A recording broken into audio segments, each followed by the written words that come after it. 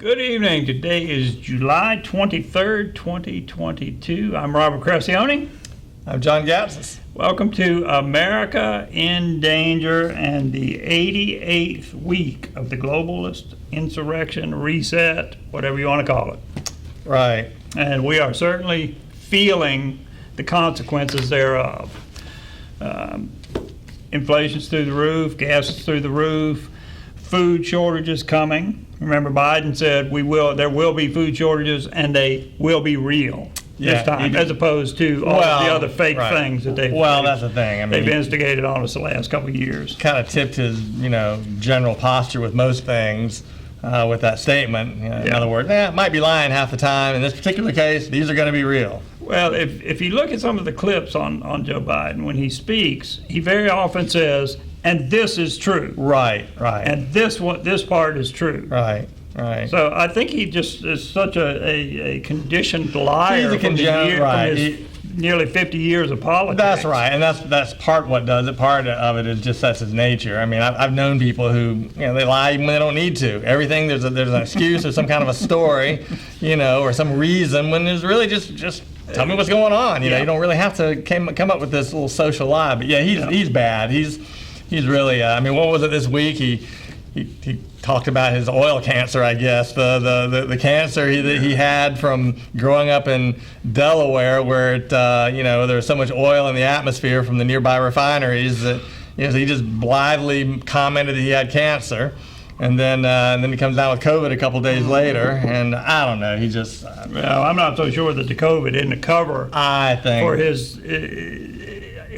deep physical exhaustion from going to the Middle East. That, and I think they're planting seeds now for how they're going to extricate themselves from this Biden presidency, because he clearly has to go. I'm not sure what their plan is for how they're going to engineer a replacement that doesn't include Kamala somehow. And I had to talk about out of the frying pan and into the fire. That's going to be a tough one. If I were Kamala Harris, I would be very nervous. I would be extremely nervous because they don't want Kamala as president either. I'd be very concerned about any invitations from Hillary to go anywhere or do anything. You got that right. I think I would not want to fly on any aircraft, not want to go over to the Middle East or anywhere like that. She should start posting the tweets now. I am not suicidal. Well, if they book her on a trip to Ukraine, I would be extremely concerned. Absolutely, I'm caught in the crossfire. Because you remember they shot down that plane with Ron Brown on it some years ago. They sure did. That was an awfully strange occurrence. I think that was over in Bosnia, Herzegovina, somewhere like that. It was. Well, North Carolina has made the news. Big news, in fact. North Carolina was slated to become the 20th state to pass an Article 5 resolution. Right, Convention of States, to call for a Convention of States, Constitutional Convention for, Yep, and they were slated to be number 20.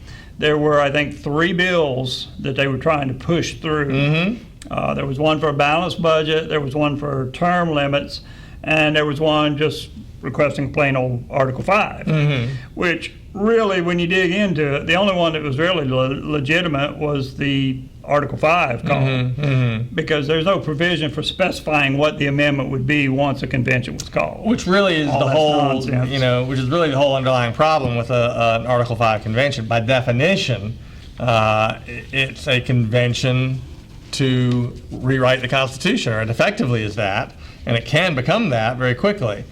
And I'm glad, I'm so happy that North Carolina, chose not to do that. I realize there are a lot of conservatives out there who are for this, and I think mostly well-meaning. Yeah, I agree. Out of sheer frustration at the profligate spending and just the complete and total abdication of constitutional responsibility. Of course, that really begs the question: why do you think a few more words are going to have an impact? From where I sit, the Constitution is nothing's perfect, but the Constitution is really a brilliant execution of a mechanism for constraining government. The fact that it's not followed is another issue. Right. Okay. But to change it and to put it in the hands of people who have demonstrated they are not good stewards in general of our republic, frankly, Republicans haven't demonstrated to me that they're good stewards of the republic at all. In fact, they can't even call it a republic. They can barely, very few of them will even acknowledge that it is a constitutional republic. All we ever hear from them is the same kind of language you hear from the left and from the Marxists, our democracy, our democracy. Yeah, Okay, I'm so tired of hearing that. Absolutely. It's ridiculous. But, you know, there's an organization called Convention of States, Action. And it's headed up by Mark Meckler. And Alan West helps them out, and there are a few others. Yeah, a number of sort of high-profile, garden variety, mainstream celebrity conservatives. Exactly. Right. And they came to town, and, you know, they rounded up patriots who are, like you say, frustrated, tired, because it's definitely a patriotic movement. It's not a bunch of leftists and nut jobs out there. These are definitely patriotic people who want to see the country improve.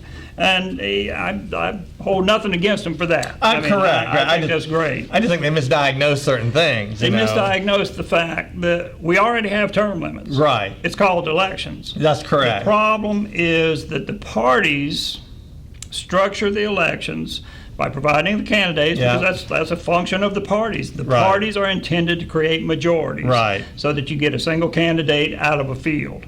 That's the function of the party. There's no doubt about it. But that structure in and of itself is corrupt. It's corrupting. Coupled with the fact that we've deviated so far from what I think the founders envisioned, which was an electoral system where constitutional rights were paramount. I mean, your liberty is enshrined in the Constitution. Your vote necessarily wasn't, you didn't automatically get the right to vote just because you breathed, because you had a pulse. Right. All right. And I think we've gotten to the point where, again, we've embraced this concept of universal suffrage and universal democracy, that people are easily manipulated. So the call for term limits, for example, which is one of the main purposes for calling a convention of states, is that they like you say, we have term limits, but they complain that, well, there's so much money in the system that you know, we can't keep incumbents from getting reelected and reelected. Well, why is that? Okay, it's not because of the money per se. It's because there's enough of a chunk of the electorate that is easily manipulated. Okay, and so that's the problem.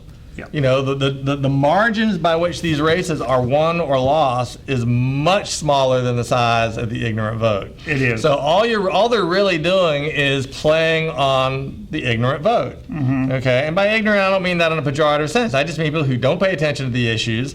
Okay, they're not really plugged in. They may not even really have a vested interest in the economy. They don't own property, or they don't have a business, or they don't even pay taxes. Okay. People who don't pay taxes definitely shouldn't be voting. I'm sorry. That's just I agree. To me, that's just a fundamental conflict of interest. You're going to tell me as a taxpayer that my vote doesn't count any more than yours as a non-taxpayer, but you get to vote on how my money gets spent, very possibly being transferred to you.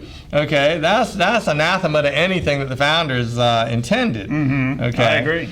So that's the problem. We don't need term limits. We need voter eligibility reform. Exactly. All right. Because the bottom line is, as long as your constitutional rights are protected, exactly, it doesn't matter whether you vote or not. That's right. You're going to come out okay. That's right. Voting is not liberty. Right. Constitutional liberty is liberty. That's exactly right. You know, but what we have people who have a vested interest in electing people who will take from the productive segment. That's right. To give to the unproductive segment, including themselves. Including themselves. That's exactly right. That's right. I think politics is the biggest grift out there. Oh, it is. It is. The biggest one. Well, politics and nonprofits are two of the highest profile criminal element attracting professions in the world. That's right.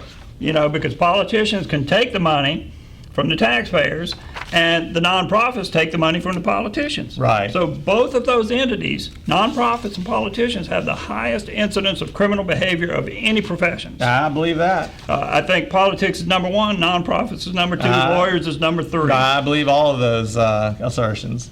Now, Mark Meckler, who runs the Convention of States Action organization, he was pretty blunt. He called the North Carolina Republicans who refused to pass the Convention of States call. He called them gutless Republicans. He said they're standing in the way, and this kind of got me. He said they're standing with the entire Democrat caucus against Convention of States, just a few of them standing in the way of the will of the majority of the people. Right. Now, I have a problem there. Majoritarian think is mob-think. That's right. It's dangerous. That's right. And the bottom line is the majority of the people don't want the Constitution meddled with. There's too much risk in empowering an organization, and they say, oh, there can't be a runaway convention because we'll specify what the amendment can be. Well, you can't do that. Right. All you have to do is a simple reading of Article 5. It says Congress calls a convention for proposing amendments. Right. That's it. Right. States can't limit it. They might be able to pick the delegates, but even that's unsure. And that's why there has never been one. That's right. You know, that's the other issue. I mean, if you're just looking at this from a common sense standpoint, why are you going to turn the future of this country over to a process that's never been invoked? Moreover, you're going to let it be invoked for the first time by the current crop of quote-unquote statesmen and politicians that we have today. I'll pass on that. Now, what's funny is they actually held a mock convention. Right. All right. They got a bunch of delegates together from a bunch of states. I think they had most of the states represented there. Mm-hmm. But they went somewhere and they had a mock convention, and they were all, you know, just thrilled about it. Sure. They said, oh, it worked perfectly. Mm-hmm. Well, yes, that's because it was all hand-selected delegates. Right. Who supported Convention of States. Right. Now, if you get the leftists in there, if you get the Antifa types in there, if you get the outright communist types in there, the liberal Democrats, you know, like an AOC and an Ilhan Omar. Right. What are you going to get? You're not going to be able to control that. That's right. And then you're going to get into this whole world of, well, compromise, and we have to reach across the aisle, and we're growing consensus, and the next thing you know, it's like 2 weeks to slow the spread. Okay? It will morph into something completely unrecognizable and destructive. Why anybody would want to go down that road. Okay? I do not know. They're either willfully naive, okay, plain stupid, okay, or grift. Yeah. They're grifters. One of the three. Right. One of the three. And, you know, they say, oh, well, you know, they can't rewrite the Constitution. They can only make amendments. But you can write an amendment that says, here's the new Constitution. Well, this replaces all of the previous wording of the Constitution. You can repeal certain amendments. Absolutely. We had an 18th Amendment that was repealed by what, the 26th Amendment? Yes, we did. Yeah. So and, you know, ratification is not a safety valve. That's right. Because we've got the 16th, the 17th, the 18th, and the 26th Amendments. That's right. Right now. Now, the 18th was repealed. That was prohibition. Right. That was repealed. But those other three amendments have wreaked havoc in this country. Well, the 16th and 17th especially fundamentally transformed. Talk about fundamental transformation. That was a fundamental transformation of the structure of the society as a state-centered federal republic, okay, into basically what we have now, which is a democracy. Yeah, and for those who don't know, the 16th Amendment was income tax. Income tax, that's right. All right, the 17th Amendment provided for the popular election of senators. Right, rather than state legislatures assigning or electing, or however the state legislatures chose to do it, selecting the individuals to represent the states as states in the Senate. I mean, that's the thing. The civics is so lost on these last few generations. It just hasn't been taught. Yeah. But I mean, the original idea was that you had one chamber in which the people elected directly their representatives every 2 years. That's a very democratic element. That's the democratic aspect, little d. Exactly. Democratic aspect of our system. Then they had a Senate, a federal Senate. Each state got 2 senators because as states, they were an entity that needed to be represented in this federal this federal government. And represented equally. Represented, that's right. The idea was that each state gets 2 senators, and they represented the states, not the people, but the states as states, and that gave the states a lot of power, okay, to resist federal overreach, okay. Yep. So by going to popular election of senators, all they really did was create another chamber of, it's like a glorified version of the House with a little more, a little more considerate thinking, and only because of the 6-year election cycle, they're a little less driven by the immediate effects of an election coming up in 2 years. Now, what's interesting, when they pushed that amendment through, they did it just like they do today. They created a crisis because there was a little corruption in a couple of the states with the way their senators were, they were buying the position, what have you, favoritism and those kind of things, which that's politics. But I'll just interject. What do I care if another state's doing it? That's their issue to deal with. Exactly right. Well, don't mess with the whole structure of the federal republic. Exactly. Well, knowing that they could tip the balance, get rid of some of those checks, they went ahead and said, okay, well, this is a crisis. We need to get rid of this. We need to have popular election. We need to let the people select their senators, for which there was never a provision. It wasn't intended to be that way. It was the legislatures who were supposed to choose their senators. And no, the people did select their legislatures. Exactly. So the whole idea is that ultimately all this federal power derives from the people, but it's circuitously, connected to things so that it's retarded, it's slowed down. Yeah, it's very diverse. Right. That way, one branch can't wield more power than any other. That's right. And what we see now with Biden, he's saying, well, Congress won't act on this, so I'm going to act on the environment. Now, that's about as tyrannical as you can get. That's very heavy-handed. Especially when the whole climate thing is basically a hoax anyway. The whole climate crisis is a hoax. Now, don't get me wrong, I'm not denying that the climate changes. Sure. We're on a very dynamic rock. That's right. Circling around the sun in some part of the universe that we don't even know where the edges are. We don't know if there are edges. Right. Well, we don't know anything about it. A lot of complicated processes, but I know this much. There's a giant fusion reactor 93 million miles away called the sun. Yeah. Okay, and it puts out a lot of energy, and we intercept a tiny amount of that energy, and we have an atmosphere. Thank goodness. And that's right. And there's a lot of variables that go into that, but fundamentally, everything that happens on this planet is a function of the long and short-term effects of that amount of solar energy that's intercepted over the. Look, sunspot activity alone, an 11-year solar cycle, okay, has huge influences over the climate, much more so than the 0.01% of carbon dioxide that comprises the atmosphere. The rest of it is oxygen, nitrogen, and some other gases. That's right. But carbon dioxide only makes up 0.01%. Okay, and it's not a very good greenhouse gas. And yet they're telling us that the tiny amount of contribution from human activity to that 0.01% is going to make this planet uninhabitable in 12 years. If you believe that, then I bet I could get you to take a vaccine that makes everybody rich and doesn't really do a very good job. You got that right. Yeah. And the thing about it, increase the levels of CO2 in the atmosphere, and what happens? Plants grow more. That's right. If you, and I can't remember what the exact level was, I think it was 4 times the amount of CO2 gets you basically 4 times the amount of plant growth. A warmer world is a greener world. Warmer world is a greener world. Right. Therefore, you have less heat island effect, like these big cities with nothing but asphalt and pavement. And you have longer growing seasons in places and more areas where things can be grown. I mean, do people realize, I wonder, do people, if they look at the globe and they say, gee, why is Iceland called Iceland when it's actually habitable? And why is Greenland, called Greenland when it's a sheet of ice? Well, Greenland used to be the habitable part of that area of the world. Well, that's right. And Iceland was covered in ice. And things changed long before anybody could even purport to claim that somehow human activity was changing the climate. These things are in a constant state of flux. You've got internal processes in the Earth that are constantly, volcanism and the Earth's core and magnetic field and all the things, tectonic, every kind of thing under the sun, including because the sun is the primary driver of these things. Yeah. So I'm sorry, I don't buy it. I don't buy one bit of the so-called anthropogenic global warming theory. I don't either. And a lot of people don't, and there are a lot of scientists who don't, but they've turned this into sort of, again, a cult and a religion. And, and if you don't pay homage to those gods, you're a climate denier. Yep. And they're looking to completely reset the world around this idea that they're imposing on us. It's part of this whole fantasy world that's been created.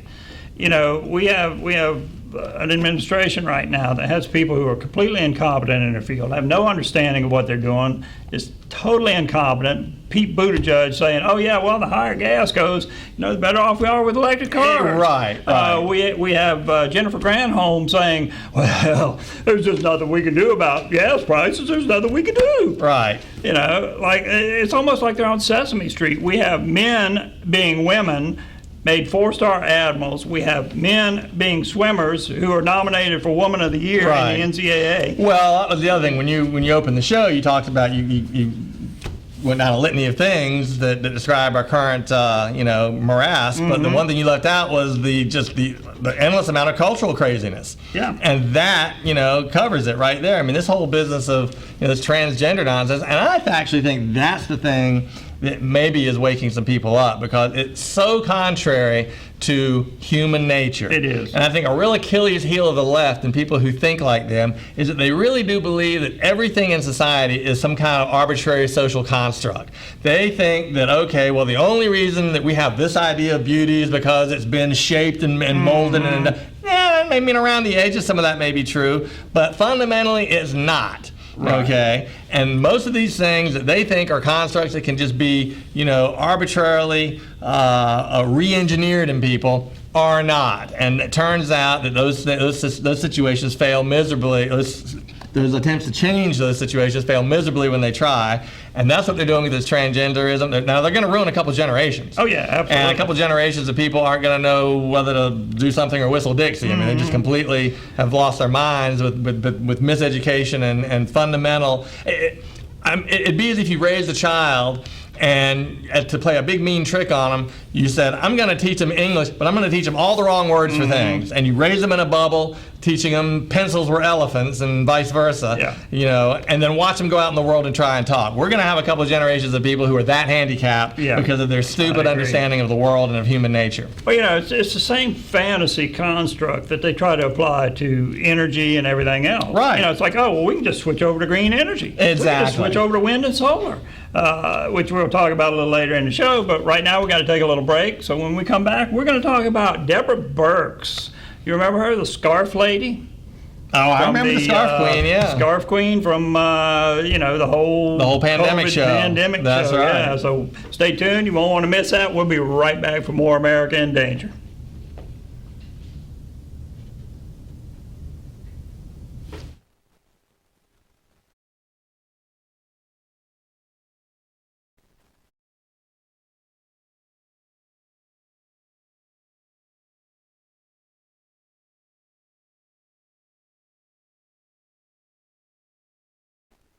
Are you afraid to answer the phone because of bill collectors? A Chapter 13 plan can help. Chapter 13 allows people with too many bills to work out a debt repayment plan under federal law. It helps you control your debts instead of your debts controlling you. Chapter 13 stops creditors from harassing you and stops repossessions and foreclosures. It allows you to answer the phone again without fear or worry. Call H. Frank Allen, Attorney at Law, a debt relief agency providing bankruptcy relief under the Bankruptcy Code. Safe and secure. These two words are simple yet powerful. In order to feel this way, you should know that you have the tools necessary to provide safety and security for yourself and your loved ones. As with any tools, learning how to properly use them is best learned from experts who we know we can trust. Experts who have a proven track record and a commitment to serve and protect. Enroll now in Sheriff Keystone's North Carolina Concealed Handgun Carry class, taught at the CPF Training Center in Rocky Mount. Sheriff Stone utilizes a first-in-class classroom environment and indoor firing range. This ensures a training experience that is welcoming to both first-time firearms students and those with more experience.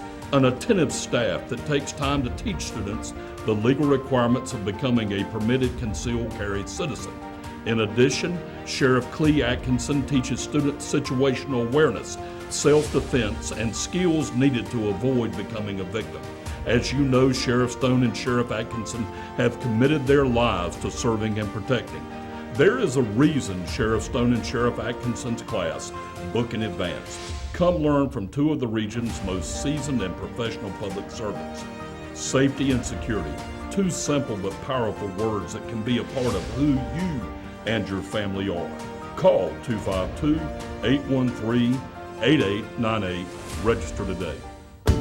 Every dad deserves comfort that's just right. And at the Badcock Home Furniture and More Father's Day sale, that's exactly what you'll find.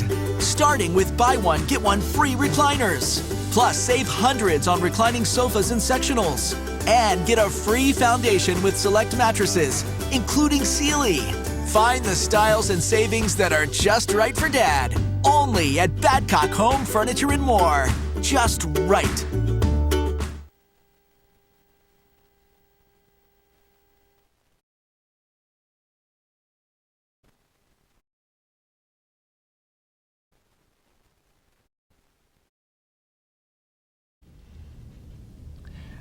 right, we are back, and we were talking about Deborah Birx a little bit, the Scarf Lady from the pandemic show. Right.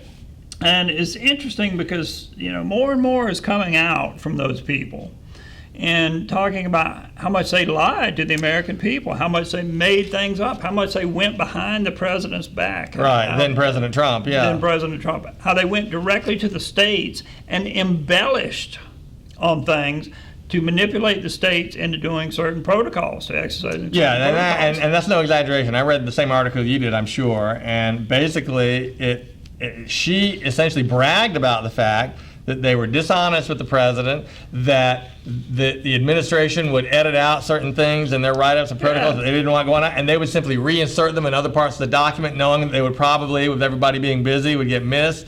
And she really demonstrated herself to be a really mendacious, dishonest person. And I have to say, I mean, I found myself really dismayed because it made me question my judgment a little bit, because I have to say, of all the players and actors in that whole thing, she was the one that I kind of, while I always thought she was certainly part of the whole, thing, I thought, well, she made statements occasionally that seemed rational. Right. And that seemed, not oriented toward complete hysteria. And a few facts here and there. And so I was shocked to learn that she was one of the worst actors in this whole thing, and really, really an obnoxious, character in this play. Yeah, she now she's saying, well, the virus came out of a lab, came out of a box, ready to infect. Right. All right. She also maintained that there was no evidence of a lab leak. Yep. Early on, as did pretty much everyone in that in that organization except Trump. Right. Yeah. Right. Now she said she defended the use of mandates. Because people who crave power love mandates. Yes, they do. Because they sidestep due legislative process. And she says, sometimes we use mandates because we don't want to take the time to explain the science and data and really have people understand who should be using them and why they should be using them. So what she's really saying is, well, we didn't have the science, we didn't have the data, we just used the mandates. That's exactly what she's saying. I mean, well, what she's really saying is we don't have time to explain to a bunch of stupid people, our thinking. But really what turns out to be the case is that they didn't have any solid thinking. So they just decided to issue mandates and do all this crazy lockdown stuff with contemporaneous evidence that countries like Sweden weren't doing those things and were getting a better result. So ultimately this whole thing was really about power and about, egos, maybe. It's hard to say. I think that played a big part of it. I guess so. Whenever I drill down deep into these discussions, it always comes down to the individual psychology of these people for me, and I never really can wrap my head around what these people are thinking. Why do they want to do these things to the freest, most prosperous nation on the planet? What do they gain other than the fact that many of them are plugged into a system for which they get immense personal gain? Okay, but I don't understand the motivation, say, for a person like George Soros. Why would he want to destroy, the nation that liberated his home country of Hungary from the communists and from the Nazis? Yeah. I mean, I don't get the thinking. I don't get the psychology, and I have to assume that it's so distorted and far removed from anything that comprises normal psychology, and I'm giving myself the benefit of the doubt there, my psychology, that I can't relate to it. Yeah, well, Lord Acton said absolute power corrupts absolute. That's right. That's right. And he's right. And Deborah Birx, she said about the 15 days to slow the spread. Right. Right. We're going to shelter in place for 15 days. That'll slow the curve. That'll slow the growth of the spread. That will protect our medical institutions. And that was overflow. And that was the ostensible purpose for it. That was the main claim, was that we're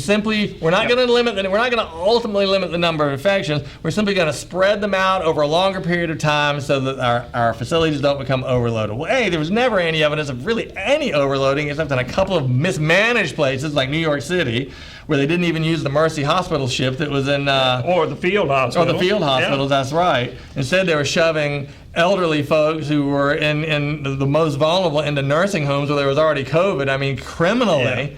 Yeah. Okay, one of the reasons that I think Andrew Cuomo is gone now, but at the time he was being hailed as some kind of hero. Right. He got an Emmy for it, as a matter of fact, just... which tells me, number one, if you get an Emmy for doing your job in politics, then are you acting? Uh, Is it all phony? well, it is. Well, I mean, Asked and answered. I mean, look at the January 6th Commission. You know, they hired a Hollywood producer to produce those hearings. Now, Birx said 15 days to slow the spread was a start.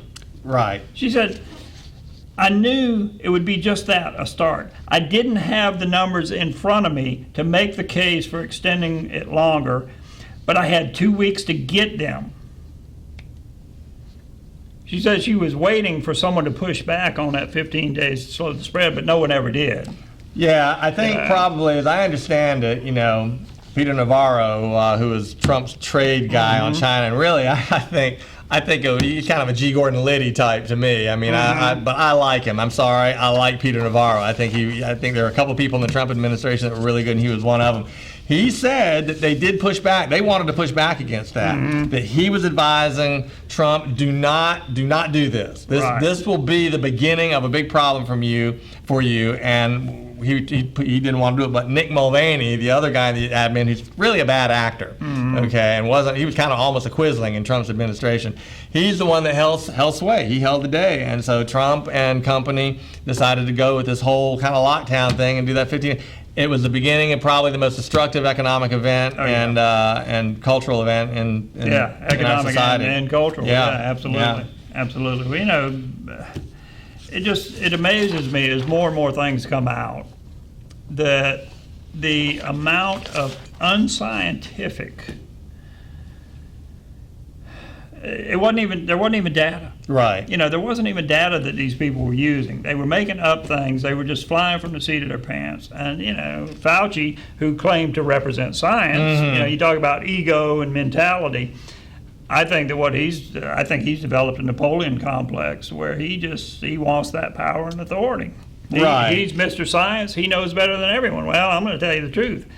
He's not a researcher. No. He's an administrator. Right. At this point, he's been an administrator for what, 40 years now? Well, and does anybody remember how he botched the whole AIDS thing? Yeah. I guess this is a testament to my nerddom on this stuff. But I mean, I remember him in the days of the AIDS thing when he would appear on Nightline with Ted Koppel, and I remember seeing him then and reading articles about him. And as I recall, he ended up being rather vilified for the way that got handled. It ended up being a complete disaster. I can't recall the details or point to the specifics, but I think if you research that some, you'll find that he was not praised for his performance in response to the so-called AIDS epidemic. In fact, there was something I recall from that, and I'm not that well versed on it, but if I remember correctly, he blocked certain treatment courses or certain treatment research or he blocked something that cost the lives of many, you know, that killed off a lot of people. Right. But if you ask him, he's the greatest thing since sliced bread. Well, that's right. And so again, that again winds back to this whole, what's the underlying psychology of these people? I mean, this guy has a. I mean, his retirement pay is going to be something like $400,000 a year. Okay. Yeah. I don't know what more these people want. And I don't know. They can't let go. Look at Nancy Pelosi. Right. They can't let go of that power. Right. They've got to maintain that power because that's their drug. Right. They have no concept of ending on a high note, do they? No, they do not. They do not know when to exit stage left. Right. That's their drug. Well, maybe a shred of dignity. And alcohol in Well, in her Pelosi's case, yeah. she likes that alcohol, and she likes, the Klondike bars. Right. Right. Anyway, the high dollar Klondike bars. High dollar Klondike bars in front of a $27,000 refrigerator as she throws crumbs to the peasants. Right. That's right. Yeah. Well, go eat a Klondike bar. Oh, they're too expensive too. Right. Anyway, well, it doesn't end with Birx and the pandemic garbage and all of the lies and falsehoods and covering up data. Because they did cover up a lot of data. Oh, a lot. They had data early on that contradicted many of the things that they wanted to do, and they covered it up. Mm-hmm. Well, now the CDC has come out, and they're promoting the LGBTQIA plus sex changes and activism among teens and young children. Wouldn't it be easier if they just call themselves not these letters of the alphabet? Not ZWX, Yeah, it's like, why you got to have so many letters in right, there? Right. I'm sorry. It's gotten ridiculous, and I don't know why I can remember that many letters out of order like that. But anyway, neither here nor there. But the CDC is promoting that. And, research shows if you take young children and you expose them to certain things, it rewires the brain. Mm-hmm. That's proven. That's research. That's repeatable research that's been compiled by Harvard, Stanford, all of these major universities. There was a time when I'd be impressed by that list, but less I know what you mean. They're a bunch of leftist communists now. Right. We were warned about that. Yep. Back in the 50s and 60s, but people did not want to listen. But That's anyway, right. So CDC, which is the Center for Disease Control, which I would think would really cover mental illness as well, if you have something in society causing mental illness. And I believe that's what the whole transgender culture is about. Yeah. It's about perpetuating a mental illness because, I'm not going to argue that there are some people who are not born that way. Yeah, there probably are. There are psychopaths who are born that way. That's not the point. The point is you can take these young children and you can rewire the brain by exposing them to certain things. The Nazis did it. The Chinese do it. The Russians do it. Now, the CDC is doing it. Right. And if you think our government is above that, and our government agencies are above that, just Google government lies and disasters. Well, that's right. I mean, what was the Tuskegee experiments? I mean, there's plenty of examples throughout history, even in this free and liberty, centric society, where these abuses have occurred. And the transgender thing, I don't know. Again, I mean, we talked about this earlier in the show, but I think that still, I think that may be an undoing for a lot of these people, because I think it's so, even though this rewiring can occur, all it really achieves is a dysfunctional, damaged person.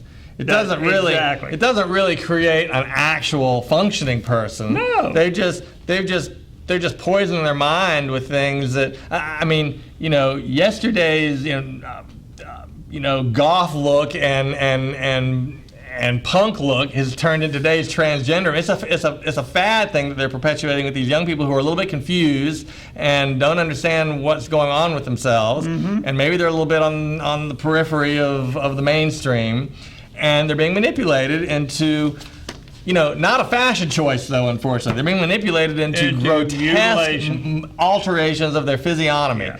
And to me, again, I've made this point, but I think this is going to be viewed retrospectively the same way that we look at the way they used lobotomy in the 50s and the 40s and the 50s, where they would give you a lobotomy for the sniffles just about. Right. I mean, that's recognized, that's documented and discussed and recognized as one of the greatest periods of medical abuse, in this country's history. This is going to be one of those things. I think so. I mean, it's just, and what's frustrating to me is the degree to which, again, people who purport to be on our side of this thing, they're already sort of accepting these premises. They always do that. They always say, well, we're not against this, or we're not opposed to it. We just think that it should be handled this way or that way. And they come up with all these things that they claim differentiate them from the other side. But it's not. They should be saying, we don't accept the premise.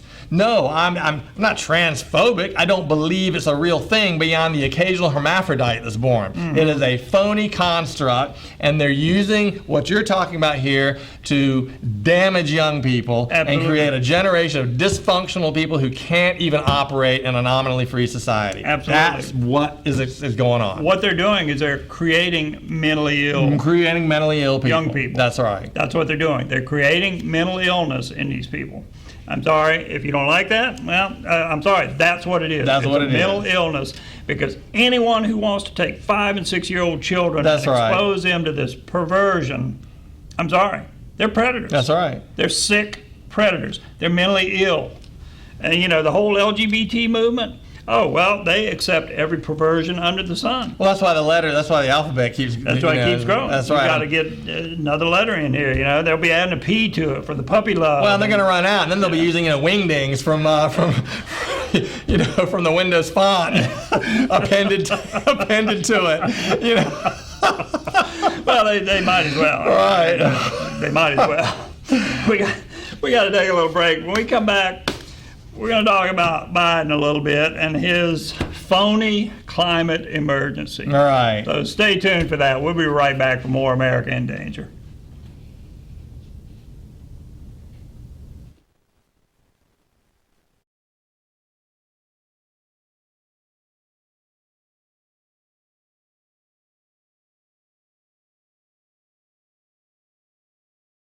Are you afraid to answer the phone because of bill collectors? A Chapter 13 plan can help. Chapter 13 allows people with too many bills to work out a debt repayment plan under federal law. It helps you control your debts instead of your debts controlling you. Chapter 13 stops creditors from harassing you and stops repossessions and foreclosures. It allows you to answer the phone again without fear or worry. Call H. Frank Allen, Attorney at Law, a debt relief agency providing bankruptcy relief under the Bankruptcy Code. Safe and secure. These two words are simple yet powerful. In order to feel this way, you should know that you have the tools necessary to provide safety and security for yourself and your loved ones. As with any tools, learning how to properly use them is best learned from experts who we know we can trust. Experts who have a proven track record and a commitment to serve and protect. Enroll now in Sheriff Keystone's North Carolina Concealed Handgun Carry class, taught at the CPF Training Center in Rocky Mount. Sheriff Stone utilizes a first-in-class classroom environment and indoor firing range. This ensures a training experience that is welcoming to both first-time firearms students and those with more experience. An attentive staff that takes time to teach students the legal requirements of becoming a permitted concealed carry citizen. In addition, Sheriff Clee Atkinson teaches students situational awareness, self-defense, and skills needed to avoid becoming a victim. As you know, Sheriff Stone and Sheriff Atkinson have committed their lives to serving and protecting. There is a reason Sheriff Stone and Sheriff Atkinson's class book in advance. Come learn from two of the region's most seasoned and professional public servants. Safety and security, two simple but powerful words that can be a part of who you and your family are. Call 252-813-8898. Register today. Every dad deserves comfort that's just right. And at the Badcock Home Furniture and More Father's Day sale, that's exactly what you'll find. Starting with buy one, get one free recliners. Plus, save hundreds on reclining sofas and sectionals. And get a free foundation with select mattresses, including Sealy. Find the styles and savings that are just right for Dad. Only at Badcock Home Furniture and More. Just right.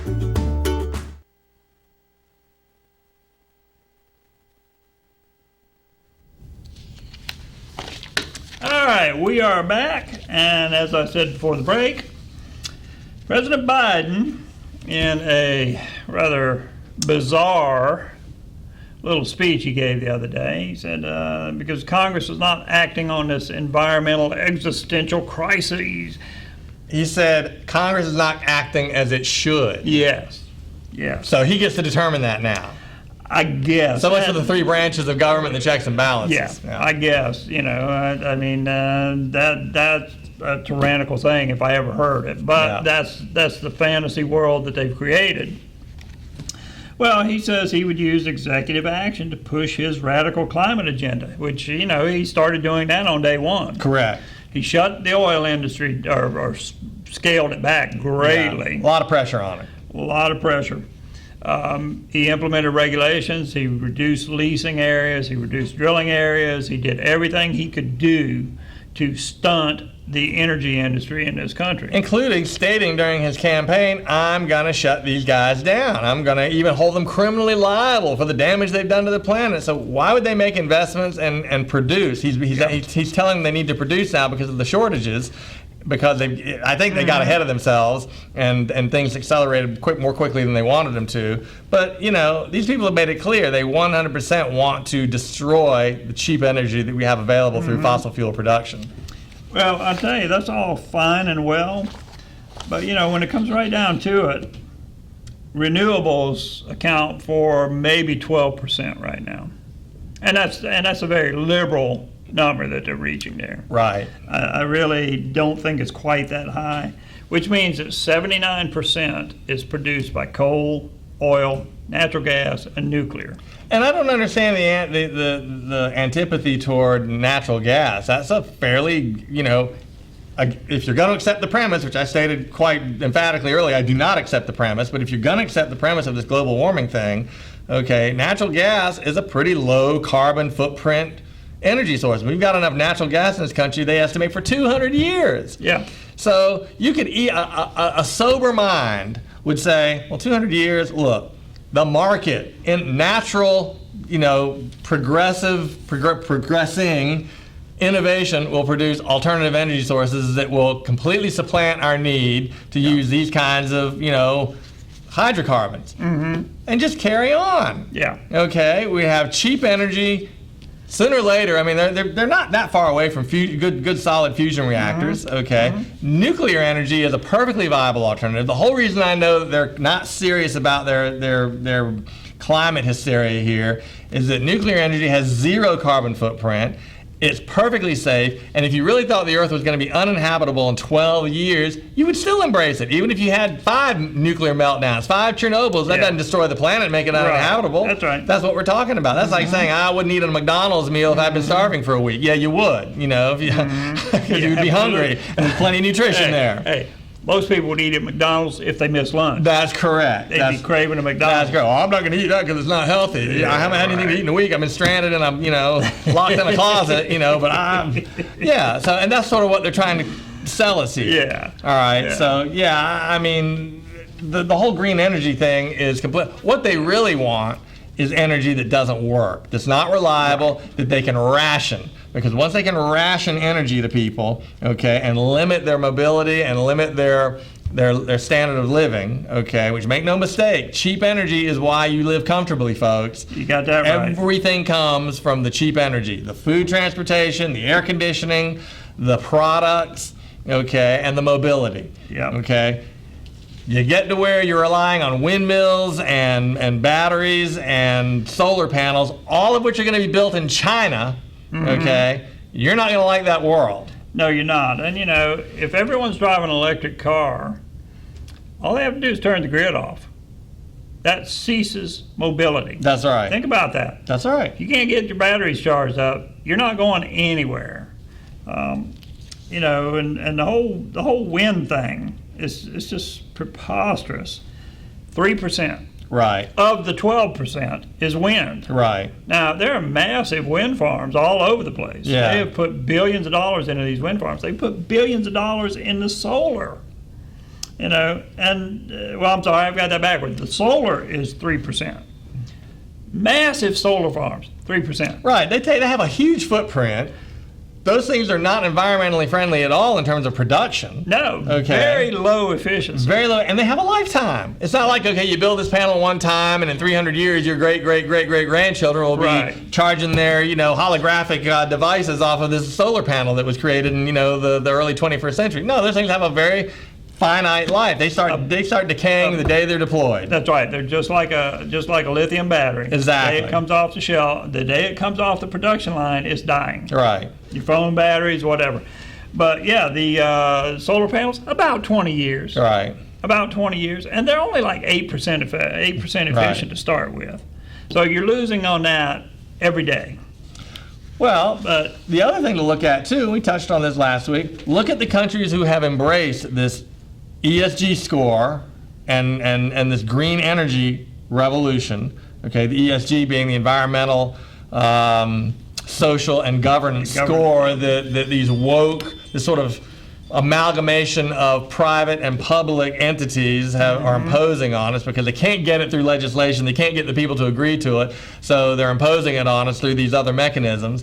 But look at the countries that have pursued these things. Okay, Sri Lanka, completely destroyed because they outlawed fertilizer and there's no food, and they're actually having revolutionary activities where the presidential palace is being overrun. Yeah. Ghana sits on tops of large amounts of fossil fuel. Okay, they're in shambles now because they pursued the same kind of policies. Holland, benign, you think of Holland as being this sort of benign European. Wooden shoes and windmills. Yeah, anything, wooden shoes and windmills and anything goes, and you can go to Amsterdam and do drugs if you want. Nobody hassles you. I mean, it's just also laid back and cosmopolitan. Their farmers are in protest because the government there is basically trying to steal their land. And even nitwit lefties like Russell Brand, if you know who he is, that English comedian, he has said outright, he said, this is an attempt of the government and these European countries to steal farmers' land. Even he recognizes what's going on here. all right, and they're shooting at 16-year-olds in Holland On a tractor, on a yeah. tractor Yeah. in pursuit of these policies. Holland, and I didn't know this either until digging into the sum and with these latest events, but they're one of the world's largest food exporters. Okay, Mm-hmm. so this is one of the reasons what you talked about earlier will probably come to pass. There will be some food shortages. Yeah. Okay, Yeah. that's by design, people. As by design. By design, exactly. You know, and what this whole green effort really overlooks, and this is all part of the fantasy world that's been created, the denial of physics, the denial of biology, and all of those things. Look, I've seen developments in technology just in my lifetime. Mm-hmm. You know, we had no cell phones. Right. We had no GPS. Internet. We had no internet. Right. You know, we had no remote control for the TV. Well, you had those old ones that ran off sound. The vacuum cleaner would trigger the. We didn't even have those. We had, hey, go change the That's channel. right. That's right. That's what we had for remote control. Whoever the youngest one in the room was, go change the Well, channel. do you remember? Yeah, this is just totally digressing. You remember just standing in the middle of the room, changing the channel, standing there for a second, trying to decide what to watch.